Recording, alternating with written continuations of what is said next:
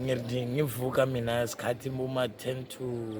12 so ngithola ngithi ngicheke lapho ngizwa ngizokutonya lapho ngamanzi kanti amanzi afithile embhedeni ngedrasi so ngithi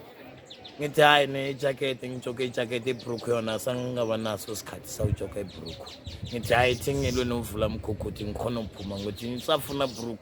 isikhathi soniphume sosithola kuphi ithi ngivule ngibone ukuthi nizokhona ukuphuma ephuma ngibona amanzi amaningi so mara ngamakabaleka. And then your neighbors?